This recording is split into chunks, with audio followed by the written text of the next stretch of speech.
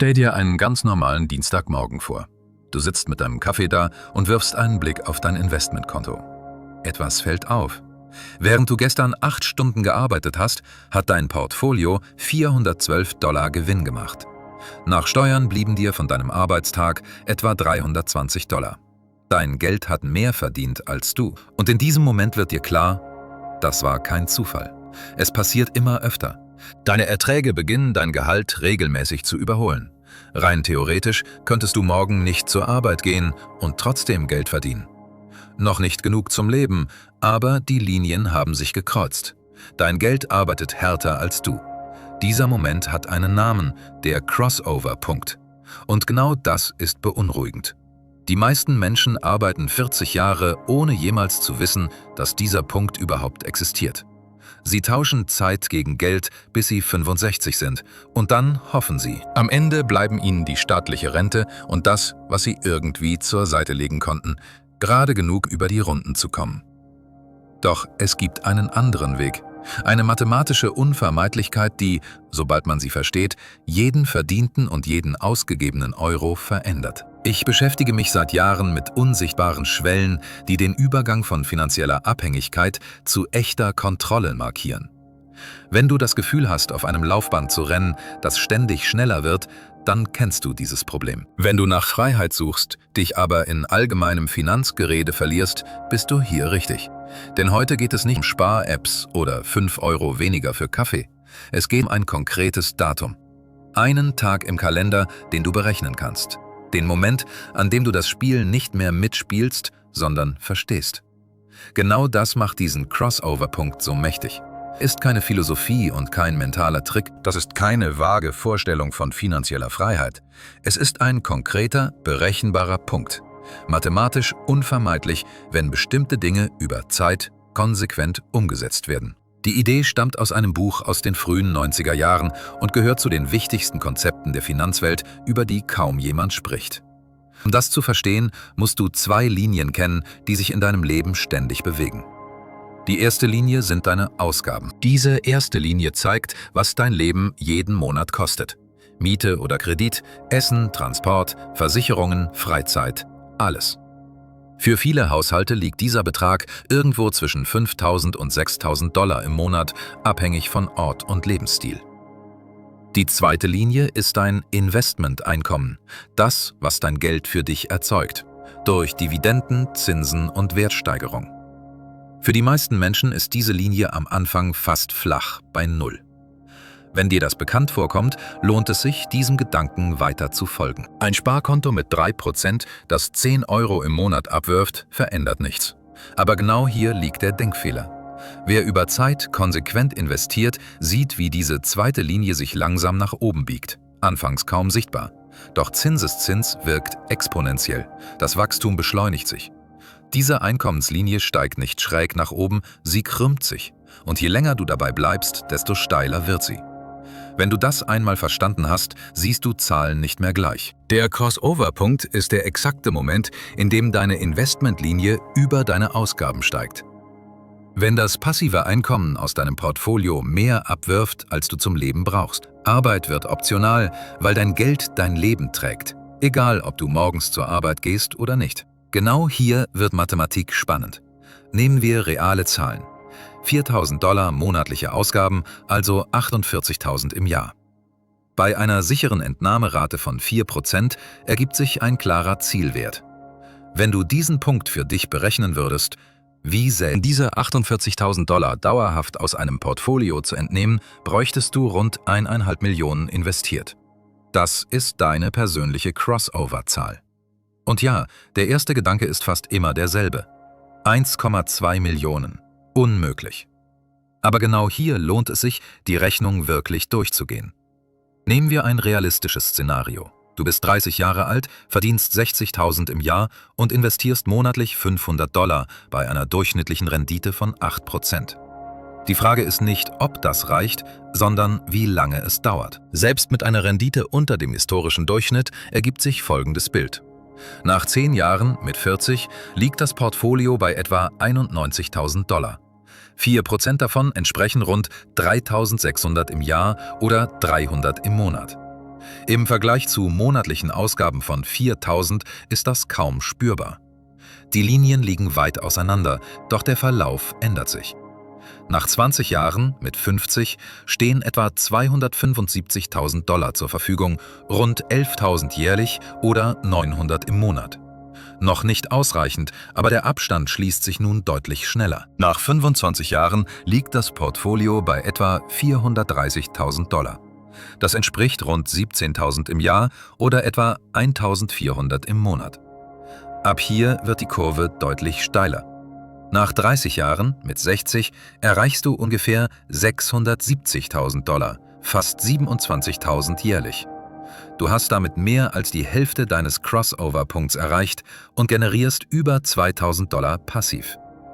Setzt sich dieser Verlauf fort, wird der Zielwert von 1,2 Millionen etwa mit 65 erreicht, genau zum klassischen Rentenalter. Was daran also revolutionär sein soll? Genau hier muss alles hinterfragt werden, was man dir beigebracht hat. Das eben beschriebene Szenario, 35 Jahre lang monatlich 500 zu investieren, ist der langsame Weg. Er funktioniert nur, weil man kleine Beträge einsetzt und darauf wartet, dass der Zinseszins die gesamte Arbeit übernimmt. Doch der Crossover-Punkt ist kein fixes Ziel. Er gibt sich aus zwei Variablen: der Größe deines Portfolios und deinen Ausgaben. Und genau das übersehen die meisten. Ausgaben verschieben den Crossover-Punkt von beiden Seiten. Im ersten Szenario lagen die monatlichen Kosten bei 4.000 Dollar, was einen Zielwert von 1,2 Millionen erforderte. Wird das Leben jedoch optimiert und die Ausgaben auf 3.000 gesenkt, fällt diese Zahl auf 900.000. Allein dadurch werden 300.000 vom Ziel entfernt, was bei derselben Rendite etwa 7 Jahre weniger Arbeit bedeutet. Und damit nicht genug. Niedrigere Ausgaben bedeuten auch mehr verfügbares Kapital für Investitionen. Statt 500 vielleicht 1.000 Dollar im Monat zu investieren, verändert die Rechnung grundlegend. Bei 8% Rendite führen 1.000 monatlich über 25 Jahre zu rund 860.000 Dollar. Kombiniert mit niedrigeren Ausgaben von 3.000 im Monat, also einem Zielwert von 900.000, wird der Crossover-Punkt bereits mit 55 erreicht, statt mit 65. 2 Anpassungen, weniger ausgeben und mehr investieren, verschaffen 10 Jahre Zeitgewinn. Und genau hier wird das Ausmaß dieses Hebels deutlich unterschätzt. Was passiert, wenn Wohnkosten drastisch sinken? Ein Umzug in eine Region mit niedrigeren Lebenshaltungskosten oder das Eliminieren einer großen Fixausgabe kann die monatlichen Ausgaben auf 2.000 Dollar drücken. Der Crossover-Wert fällt damit auf 600.000. Bei monatlich 1.000 investiert wird dieser Punkt in etwa 18 Jahren erreicht. Finanzielle Unabhängigkeit rückt damit in die späten 40ern, möglicherweise früher, wenn die Investitionsrate mit steigendem Einkommen wächst. Der Crossover-Punkt ist keine ferne Fantasie für wenige, folgt einer klaren mathematischen Logik. Der Prozess beschleunigt sich, wenn beide Seiten der Gleichung gleichzeitig angegangen werden. Genau hier wird es wirklich interessant, denn mit dem Annähern an den Crossover-Punkt verändert sich etwas Psychologisches. Finanzielle Ratschläge konzentrieren sich fast immer nur auf Zahlen. Doch die mentale Transformation ist genauso entscheidend. Zu Beginn fühlt sich jeder investierte Euro wie ein Verzicht an. Es ist Geld, das man jetzt ausgeben könnte.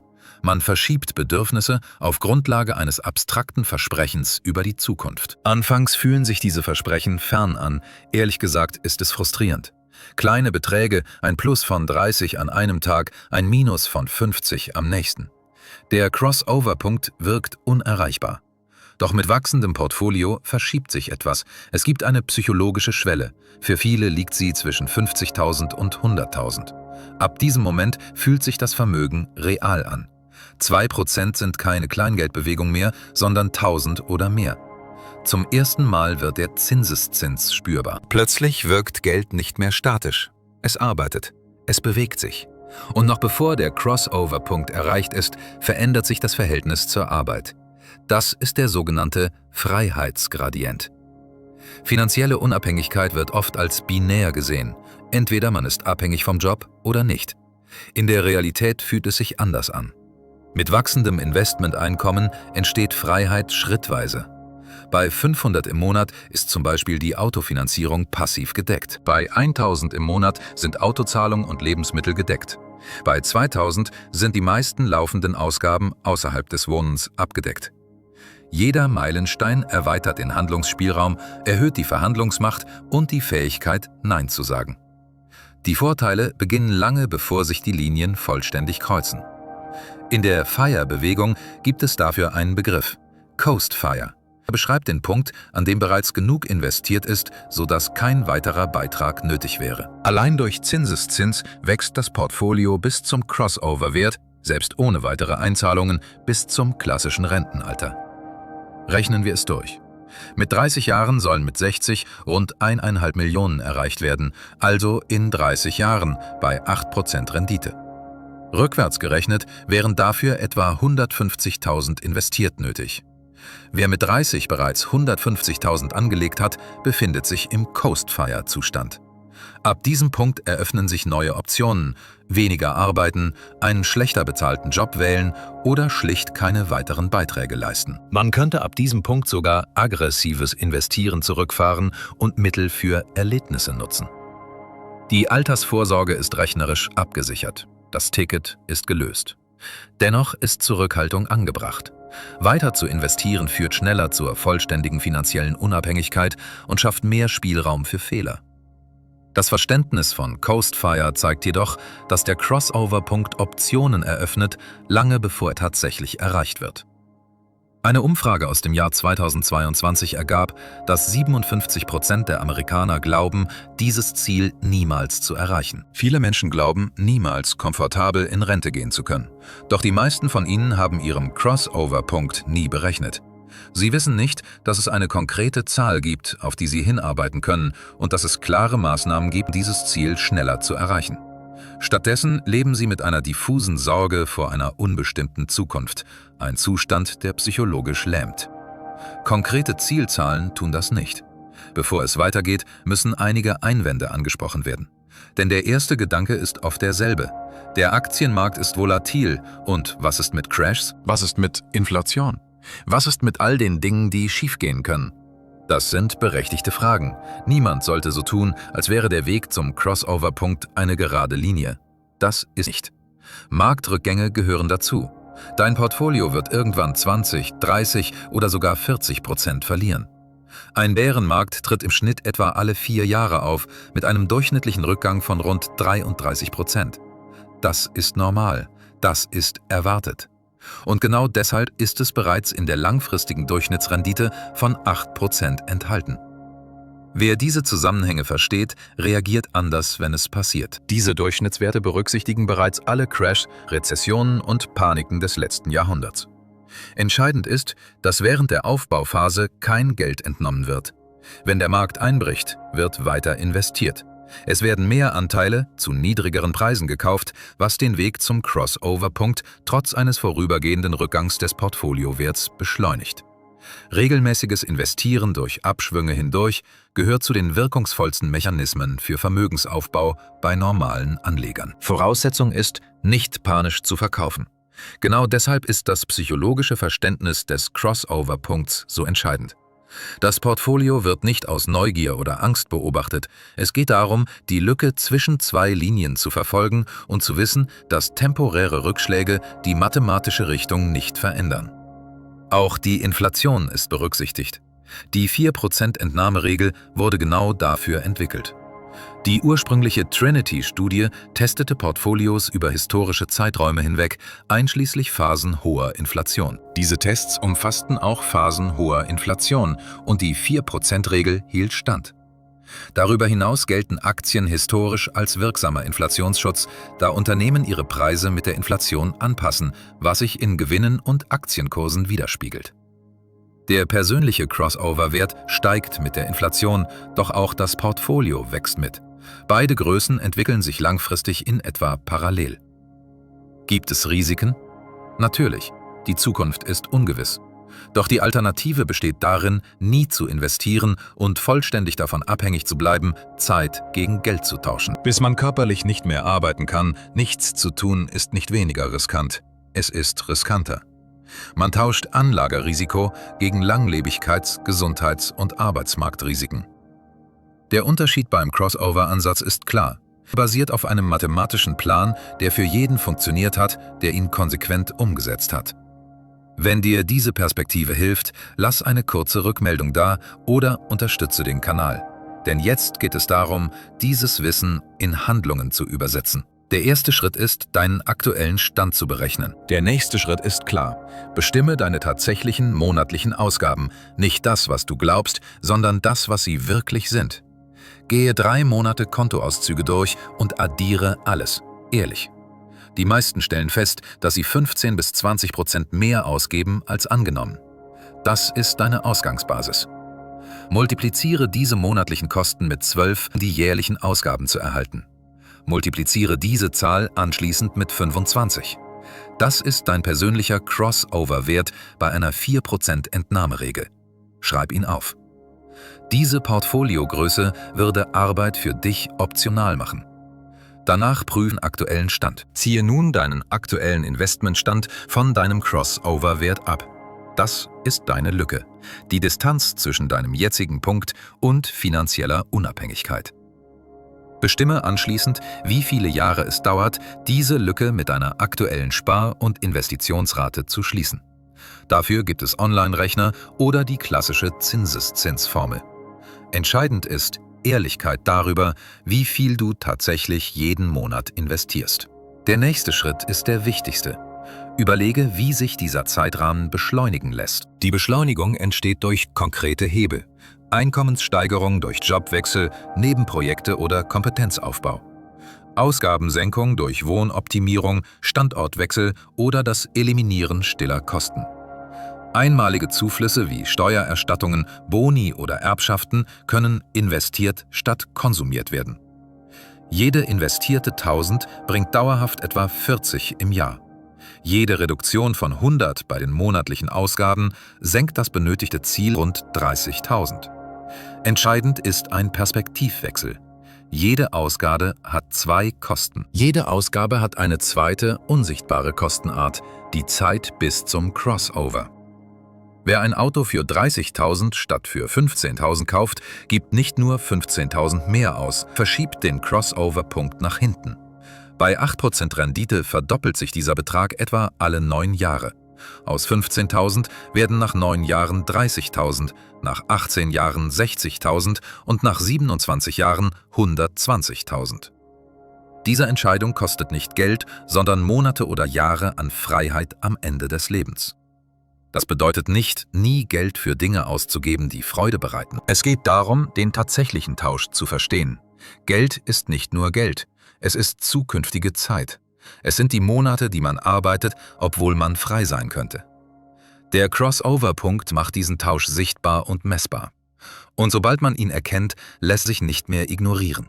Jede finanzielle Entscheidung wird zu einer einfachen Frage: Bewegt sie dich näher an den Crossover oder weiter davon weg? Kaufst du dir Freiheit oder verkaufst du sie? Ein durchschnittlicher Arbeitnehmer verdient im Laufe seines Berufslebens rund 2 Millionen. Die meisten Menschen verdienen im Laufe ihres Lebens Millionen und landen dennoch fast vollständig abhängig von staatlicher Rente, oft kaum mehr als 1.800 im Monat. Nach 45 Arbeitsjahren bleibt wenig übrig, weil jeder verdiente Euro sofort wieder ausgegeben wurde. Der Crossover-Punkt zeigt einen anderen Weg. Keinen einfachen, aber einen klaren. Konsequent sparen. Regelmäßig investieren, Ausgaben bewusst senken. Dann der Mathematik Zeit geben. Die Linien kreuzen sich. Sie tun es immer bei denen, die dabei bleiben. Wenn dich diese Perspektive zum Nachdenken bringt, unterstütze den Kanal und bleib dabei. Denn der letzte Schritt entscheidet, ob aus Wissen Handlung wird. Und irgendwann kreuzen sich die Linien. Du wachst an einem ganz normalen Dienstag auf, prüfst deine Zahlen und stellst fest, dass dein Geld endlich härter arbeitet als du. In diesem Moment verändert sich alles. Ich habe viel Zeit damit verbracht, über diese Zusammenhänge nachzudenken, damit du es nicht musst. Wenn dieses Video deinen Blick auf Geld ein Stück verschoben hat, unterstütze den Kanal mit einem Like und abonniere für weitere Inhalte, die finanzielle Gewissheiten hinterfragen. Wir sehen uns im nächsten Video.